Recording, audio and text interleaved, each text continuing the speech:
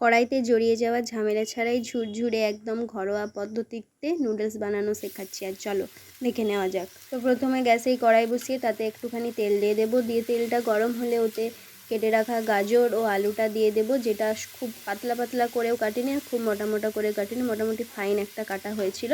তো সেটাকেই ভালোভাবে লবণ ও হলুদ দিয়ে ভেজে নেব। তো যতক্ষণ ভাজা হচ্ছে ততক্ষণ আমি আর এক পাশে জল বসিয়ে রেখেছিলাম গরম। তো গরম জলটা একটি পাত্রে ঢেলে নিয়ে ওই পাত্রে নুডলস বা চাউমিনটা ওতে আমি দিয়ে দেবো গরম জলে। তো দেওয়ার পরই ওটা ভালোভাবে ছাড়া ছাড়া হয়ে যাবে, তোমাকে আর এক্সট্রা করে ভেঙে দিতে হবে না। তো গরম জলে নুডলসটা দেওয়ার পর অ্যাড করব 1 চাপার মতো ভিনিগার আর 1 চাপার মতো সর্ষের তেল বা যে কোনো সাদা তেল, যে কোনো অয়েল তোমরা ইউজ করতে পারো। তো দেওয়ার পর এবার উপর থেকে 1 চামচের মতো লবণ দিয়ে দিলাম, দিয়ে ভালো করে মিক্স করে নেব। তো গরম জলে যতক্ষণ চাউমিনটা সেদ্ধ হচ্ছে ততক্ষণ চলো আবার আলু ভাজার দিকে ফিরে যাওয়া যাক। তো ভালো করে চাউমিনটাকে মিক্স করে নিয়ে ওটাকে কিছুক্ষণ ঢাকা দিয়ে রাখবো। তারপরে আবার আলু ভাজার দিকে ফিরে এসে ভালো করে আলুটা ও গাজরটাকে দেখে নাও, ভালো করে ভেজে নেব। একদমও জড়িয়ে যাচ্ছে না, খুব ভালোভাবে এটাকে ভেজে নেব। তো ভাজা হয়ে গেলে এটাকে একটি পাত্রে তুলে রাখবো। তারপর আবারও কড়াইতে একটু তেল দেব, দিয়ে দেব আগে থেকে কেটে রাখা বাঁধাকপি। তো বাঁধাকপিটাও দেখো ভালো করে ঝুরঝুরে করে কেটেছি, বেশি মোটাও কাটিনি আর একদমও পাতলাও কাটিনি। তো বাঁধাকপিটাকেও তেল দিয়ে লবণ দিয়ে ওপর থেকে কিছুক্ষণ ভেজে নেব, একদমও গলিয়ে নেওয়া পর্যন্ত ভাজার দরকার নেই। এমনি একটু জাস্ট কাঁচা গন্ধটা চলে যাওয়া পর্যন্ত নেড়ে নিলেই তেলে হয়ে যাবে। তো ভালো করে ভেজে নেওয়ার পর এটাকেও তুলে রাখবো আমরা।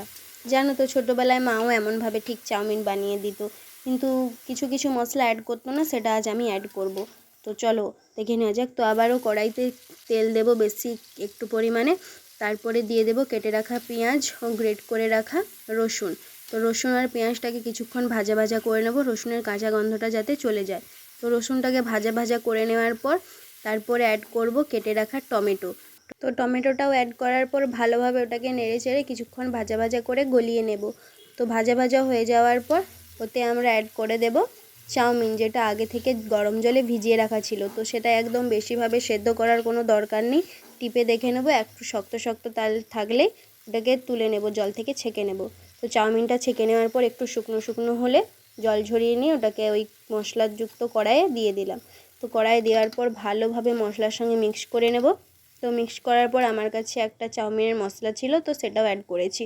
চাউমিনের মশলাটাও দেওয়ার পর ভালোভাবে ওটাকে মিক্স করে নেব। তো লবণ তো আগে থেকেই দিয়েছিলাম, তো দেখে নেওয়া উচিত লবণ একবার ঠিক আছে না নেই। তো দেখে নেওয়ার পর আবারও কিছুটা লবণ অ্যাড করে দেবো যদি না ঠিক থাকে। তো আমার এখানে ঠিক ছিল বলে আমি লবণ দিইনি। তারপরে একটা লেবু রস ও টমেটো কেচাপ একসঙ্গে মিক্স করে রেখেছিলাম, সেটাও অ্যাড করে দিয়ে চাউমিনের সঙ্গে ভালো করে মিশিয়ে নেব।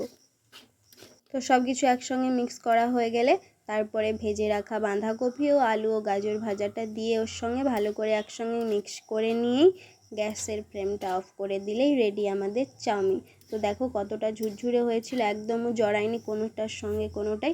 এমনভাবে বাড়িতে অবশ্যই একবার বানিয়ে দেখো আর দেখে জানিও কেমন হয়েছিল খেতে। আর ভিডিওটি ভালো লাগলে অবশ্যই একটা কমেন্ট ও একটা শেয়ার লাইক করে দিও, যাতে আমি আরও ভিডিও করার উৎসাহ পাই। তো আজকের মতো টাটা, পরের একটি ভিডিও নিয়ে দেখা।